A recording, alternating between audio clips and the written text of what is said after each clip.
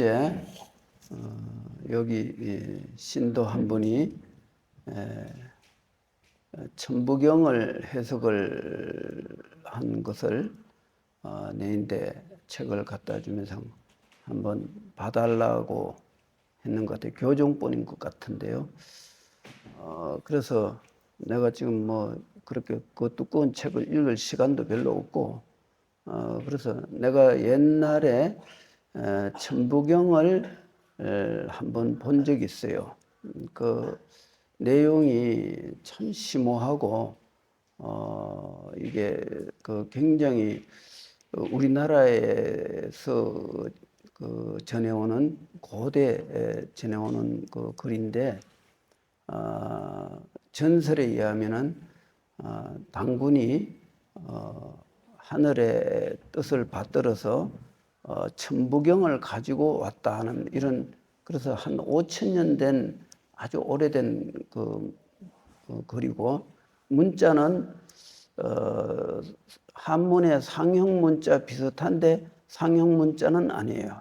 좀 특수한 문자예요. 그래서 일반적으로 그거를 해독하는 건 거의 불가능한 수준인데, 그거를 통일 신라 때 그 최치원 선생이 워낙 그 뛰어난 영특한 그런 지혜를 갖고 있어갖고 그거를 한문으로 해석을 했어요. 한문으로 말하자면 번역을 한 거죠. 그래서 그 내용을 보면은 천부 하늘의 이치를 가르친 뜻이다. 이제 이런 그 내용이에요. 위에 천부경이라고 써놨죠. 이제 하늘의 이치, 즉 하늘의 이치가 뭐겠어요?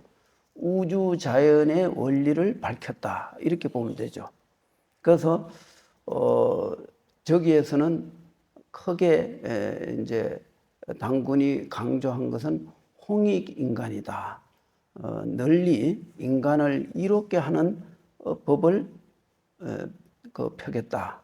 그것이 이제 당군이 나라를 세운 근본 뜻이라고 볼 수 있죠.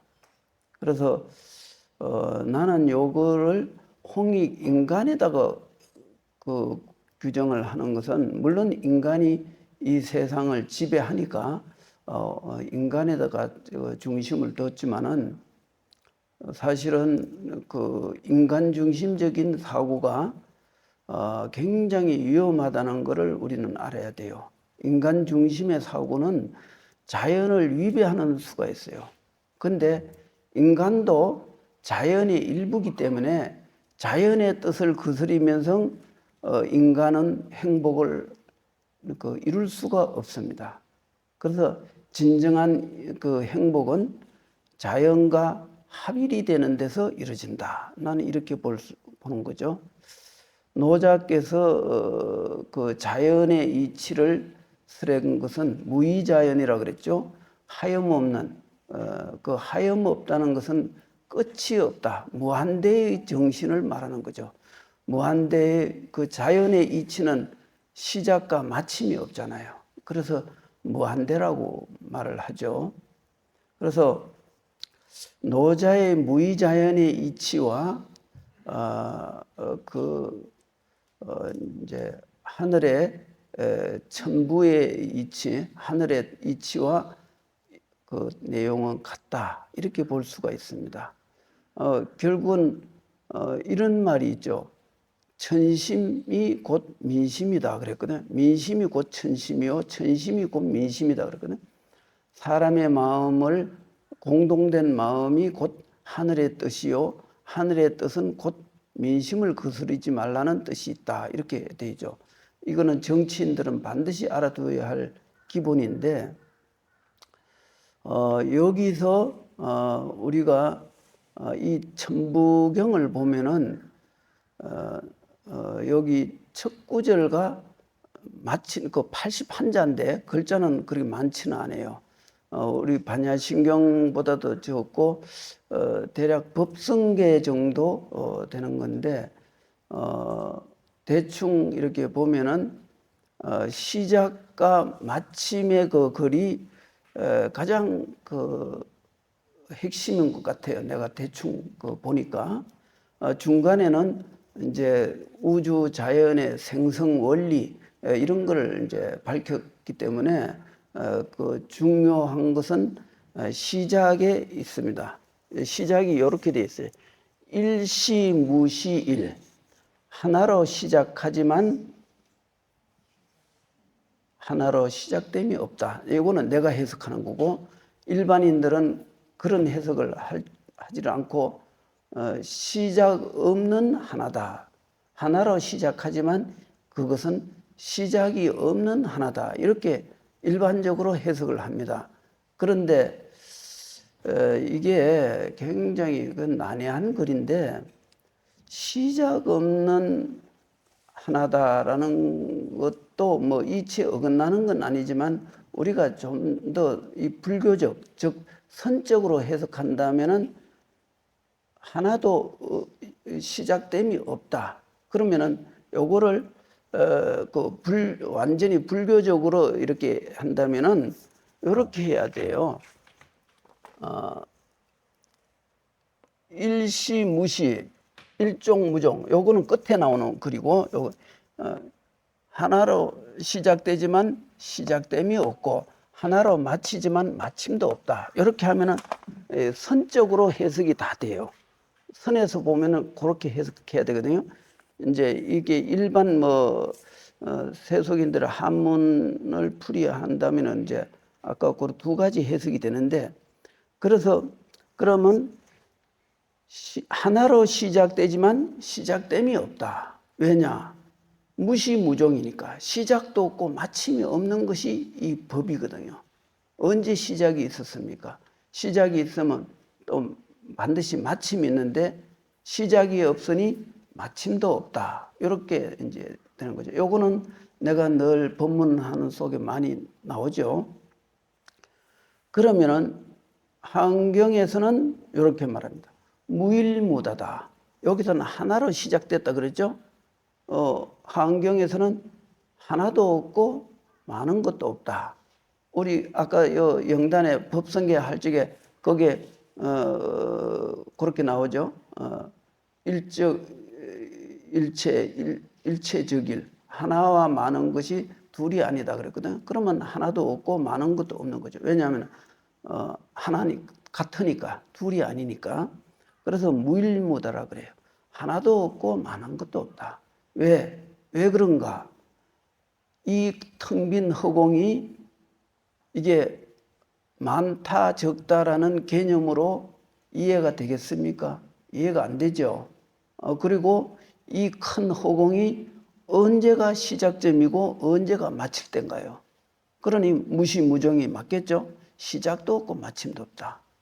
그러면은 5,000년 전에 당군께서 하늘에서 이 천부경을 받아서 이 천부경을 가지고 홍익 세상을 두루 이롭게 하라. 이것이 결국은 사람이 세상을 다스리는데 자연을 다스리는 게 아니라 인간을 다스리지 않습니까? 인간은 왜 다스려야 할 존재인가? 무명업시기에서 가지가지 악업을 지으니까 선행을 해도 시원찮은데 악행을 하면은 어떻게 되겠습니까?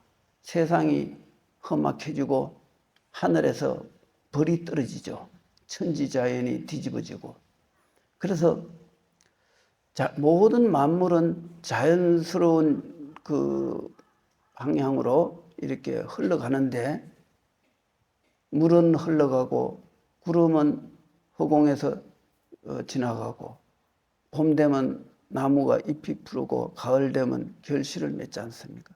이렇게 인간 외의 모든 존재는 다 자연 존재 그대로 살아가는 방식대로 살아갑니다. 심지어 축생들, 고양이나 개나 이런 것도 보면 인간에 의해서 길들여지는 것뿐이지 그들도 역시 자기네 삶 그대로 사는 거거든요. 양육강식하는 것. 만일 양육강식이 없고 그냥 그렇게 한다면 이 지구상에 온갖 짐승들이 다 그 번식을 하면 그 엄청난 그 중생들의 숫자를 어떻게 조절하겠어요? 그건 누군가 조절해야 될 거 아니에요? 안 그러면 길가에 예를 들어 여기 산에도 뱀이 많지만 온통 뱀을 잡아먹는 그 짐승이 없으면 이 뱀들이 그냥 온 사방에 깔려 있으면은 사람이 어떻게 살 수 있겠어요? 그래서 그건 저절로 양육강식하는 축생계는 그 원리가 있는 거죠. 그래서 우리의 그 허공을 그 각성이라 그럽니다. 그 깨달을 각자에다 성품, 깨달은 성품 이렇게 하거든요. 우리가 이 성품의 허공의 성품을 바로 본다면은 우리의 마음 성품의 이치를 알게 되죠. 그래서 허공을 아는 자가 마음을 아는 것이고 마음을 알면은 성품을 안다. 이제 이렇게 보고 있는 거죠. 그 원각경에 보면 이런 게 있어요. 무변허공이 각소현발이다. 끝없는 허공이 이 각성에서 나타난 바다 그랬거든. 이 각성은 뭐냐 하면은 우주 자연의 이치를 똑바로 보는 그 견해를 말해요. 깨달음이라는 게 특별한 게 아니고 우주 자연의 이치를 보는 사람은 우리의 마음자리를 볼 수 있어요. 왜냐? 마음과 우주와 자연과 둘이 아니거든요. 마음을 보는 자는 자연을 볼 줄 알고 자연을 보는 자는 마음을 볼 줄 알아요. 그렇기 때문에 우주 허공 법계를 알고자 한다면 바로 마음을 깨달으면 된다. 그래서 끝없는 허공도 하나의 그 깨우침에서 각성에서 나오는 것이다. 각소현발, 깨달음에서 나타난 바다 그랬거든요. 결국은 우리가 허공을 인식은 누가 하는 거예요? 허공이 존재 그대로 나는 허공이다. 나는 무시무종, 시작도 마침도 없는 절대적인 존재다라고 말한 적은 없어요. 그냥 허공은 허공 그 자체로 그냥 존재하는 거예요. 만물도 또한 그래요. 인간이 거기에 대한 어떤 의미를 부여하고 거기에서 사상을 세우고 논리를 전개하는 거거든요.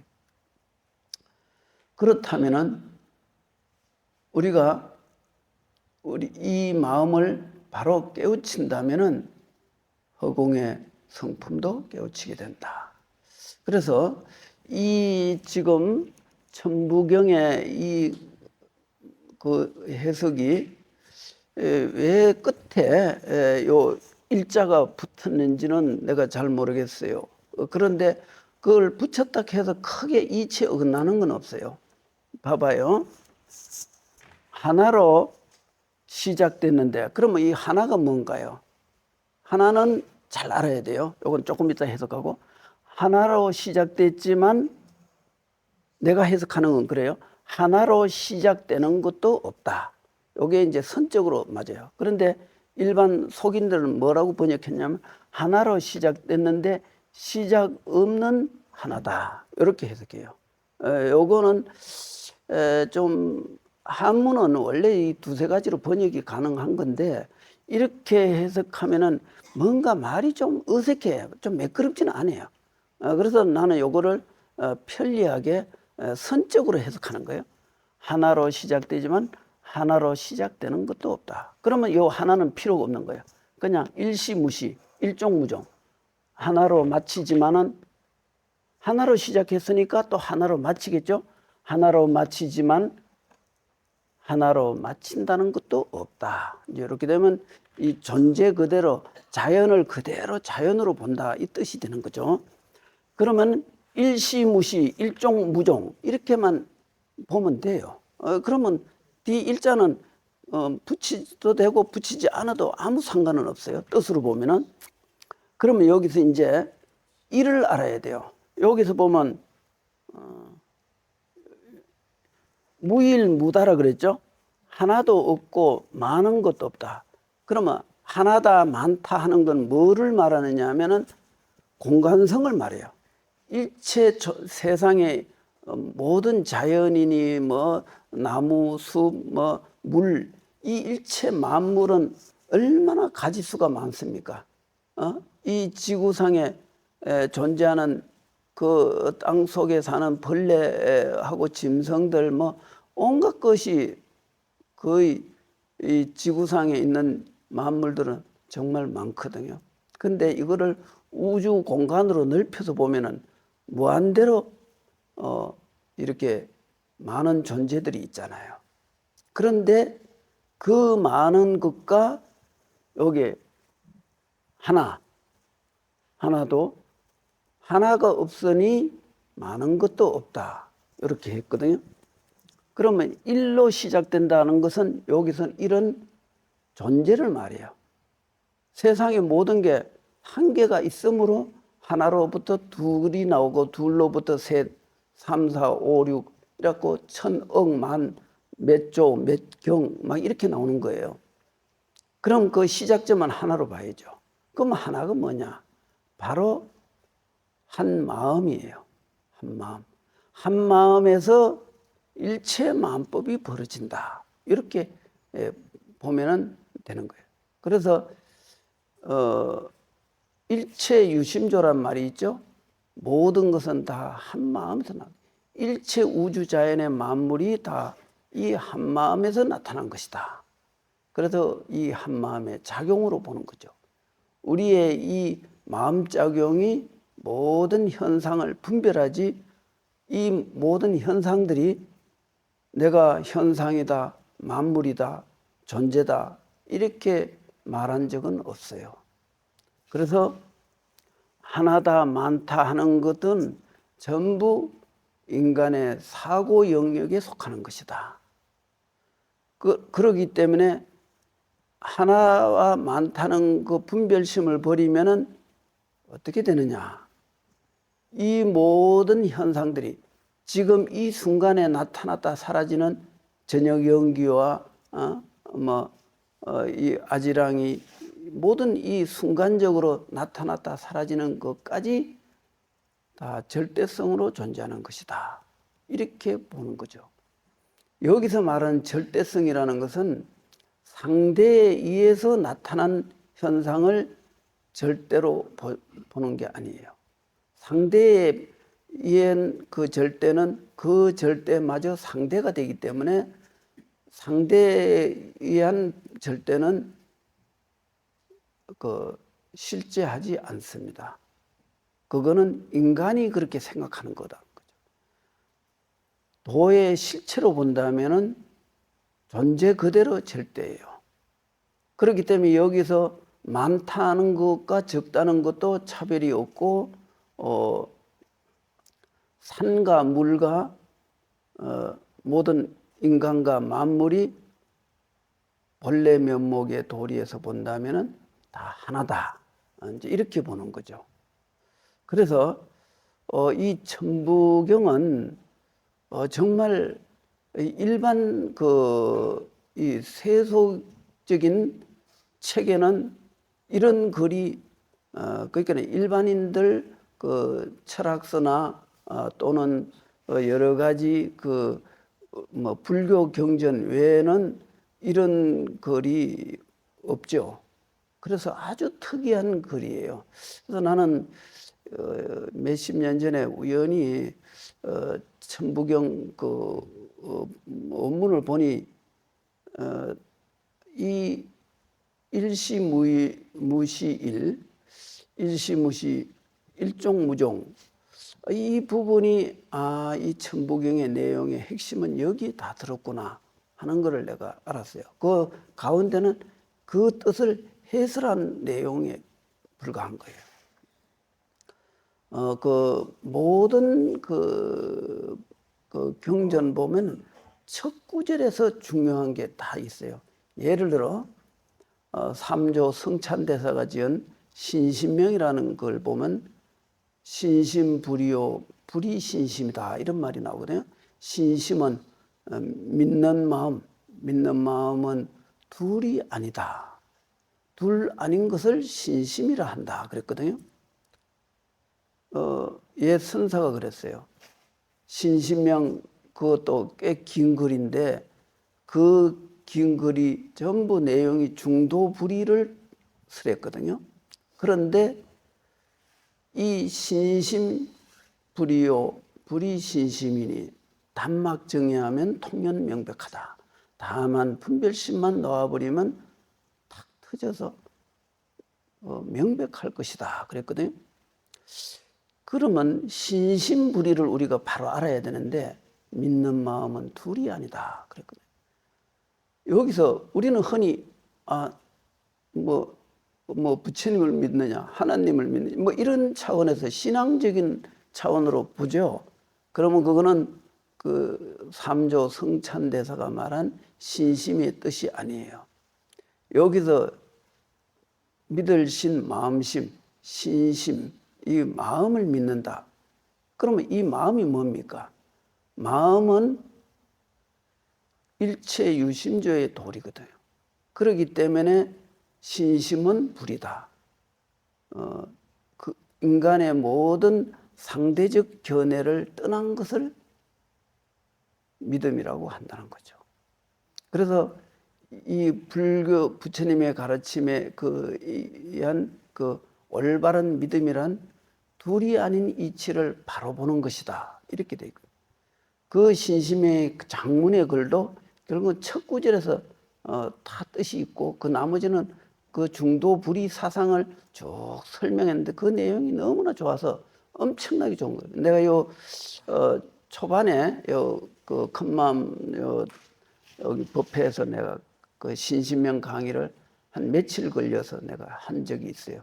아마 처음 법회 분들은 알겠지만은, 그러면 노자가 그 마지막으로 한 권의 책을 남기고 가셨는데, 노자가 불교 책하고 가장 가까운 내용이 거의 똑같다고 볼 수 있는 게 노자 도덕경이에요.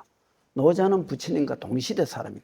노자, 공자, 석가 이 세 분은 소크라테스까지 이 네 분은 성인들이 다 거의 비슷한 시기에 세상에 나와서, 소크라테스는 서양에서 그 훌륭한 그런 그 법을 설했고, 이 소크라테스는 서양에서 사물을 객관적으로 보는 그 바른 견해를 설했어요. 참 아주 이 세상을 그런 시각으로 본다면은 이 세상에 절대 시비가 안 생겨요. 정말 훌륭한 그 체계를 세웠죠. 서양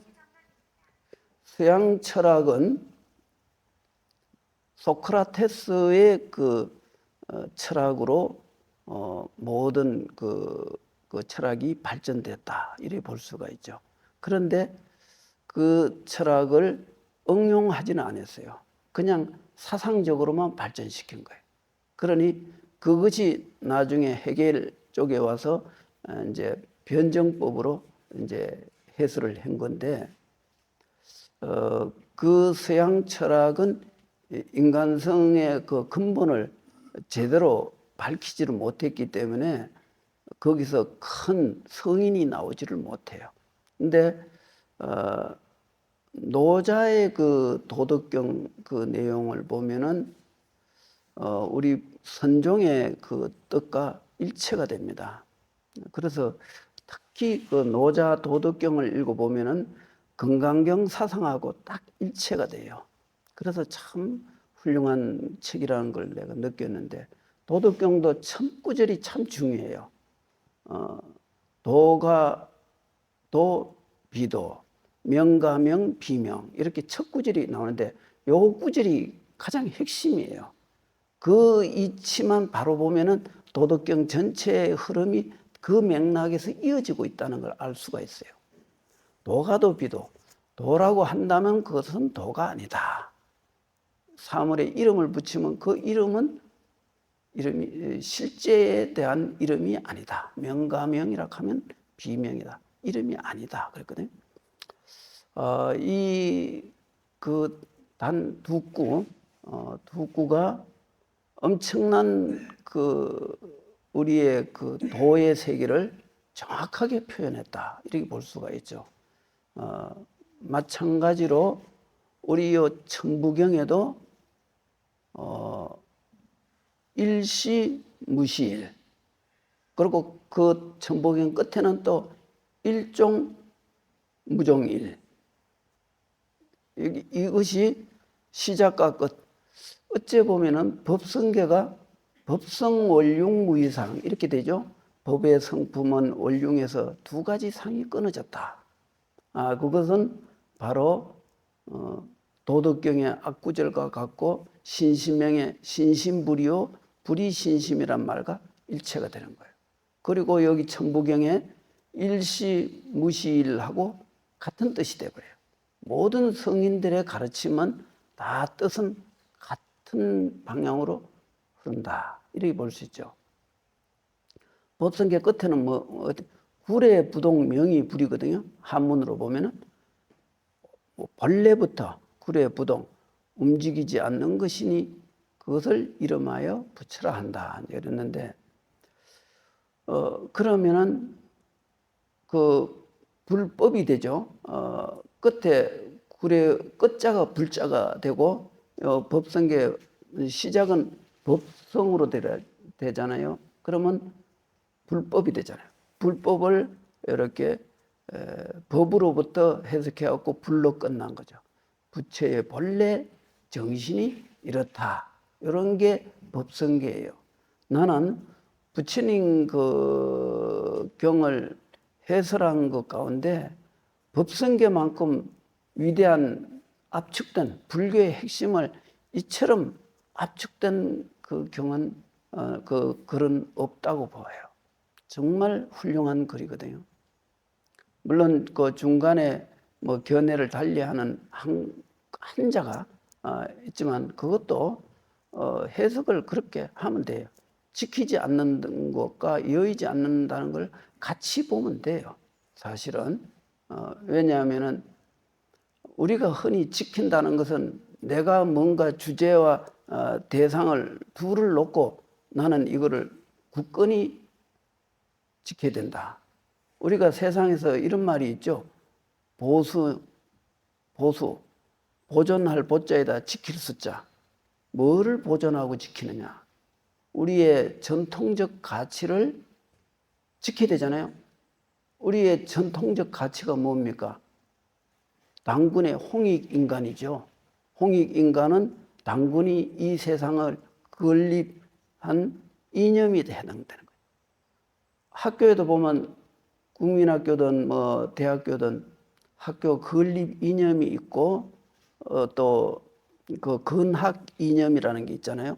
그러면 건국 이념이 있듯이 우리 당군의 홍익인간은 나라를 세운 그 근본 이념이 되는 거죠. 그렇듯이 이 모든 이 천부경에서는 이 근본이 바로 이 세상을 다스리는데 홍익인간의 정신으로 해라. 근데 요거를 또 불교적으로 한다면은 인간을 다스리면 자연은 그대로 원래대로 돌아가니까 인간에다가 이제 초점을 맞췄지만은 그러다 보니까 어떤 문제가 생겨났느냐면 모든 축생과 소, 돼지, 뭐 개 이런 거는 다 인간을 위해서 존재하는 거니 인간은 그거를 잡아먹어도 된다. 이런 논리를 갖고 있는 거예요. 왜냐하면 인간이 이 세상의 주인이니까 주인은 이 모든 이 대상을 잡아먹어도 그거는 아무 문제가 없다. 이런 인간 중심의 사고. 요게 현대 문화의 가장 문제점이에요. 서양적인 사고. 이것이 인간은 원래 이 대장, 소장이 길지 않습니까? 고기를 육류를 하는 그 짐승들은 창자가 아주 짧아요. 왜냐? 그 고기가 뱃속에 들어가서 오래도록 그 긴 창자를 통해서 배출되는 그 창자가 길면은 그 통과하는 도중에 높은 온도에서 썩어갖고 그 독가스가 나와요. 그러면은 고기를 많이 먹게 되면은 그 독가스가 인체에 나쁜 영향을 줘서 건강에 굉장히 해로운 거예요. 그래서 인간은 육식 동물이 아니에요. 육식이 원래 체질이 아니에요. 인간은 채식에 맞춰져 있는 신체 구조를 갖고 있어요. 왜냐? 창자가 길잖아요. 이렇게 채소 같은 거는 그 소화 흡수하는데 상당히 시간이 많이 걸리기 때문에 창자가 대장, 소장이 좀 길어요. 몇 미터가 돼. 그러니까 사람은 자연의 어떤 존재로 본다면 짐승을 잡아먹는 것보다는 잡식성이긴 하지만은 채식이 위주가 되고, 이제 고기는 어쩌다 채식이 도저히 부족하거나 또 영양 불균형이 돼서 좀 어려움이 있을 적에 먹을 수는 있지만 육식이 추가돼서는 건강에 해롭다. 이제 이런 걸 알 수가 있는 거죠. 그러기듯이 우리가 이 자연 위주의 삶을 살아야 돼요. 자연 위주라는 것은 인간 중심이 아닌 자연 중심의 사고를 해야 되고 자연 중심의 삶의 방식을 취할 적에 그 삶이 원만해지고 평화로워져요. 세상은 자연주의로 살아야 돼요. 그렇게 인간 중심의 사고가 대단히 위험해요. 그래서 나는 홍익인간을 홍익중생으로 바꿔야 된다. 그래야 인간이 좀 더 겸손해지고 인간은 절대자다. 세상에서는 인간을 넘어설 자가 없다. 이런 어떤 막가는 그 인간이 세상에 나타나지를 않아요. 그래서 우리는 홍익인간을 홍익중생으로 바꾸는 것이 우리 불자들의 좋은 생각이다. 자연주의의 삶과 자연주의적인 그 사고 방식을 하고 삶을 살아갈 적에 세상은 평화로워진다. 요거를 오늘 내가 말하고자 하는 부분입니다. 특히 이제 마무리로 천부경은 바로 우주와 인생이 살아가는 그 원리를 밝힌 것이니 우리는 이 가르침에서 느낄 부분은 시작과 마침이 있지만은 없는 것이다. 왜? 시작과 마침이 같으니까. 시작이 곧 마침이요, 마침이 시작이니 무시무정이다.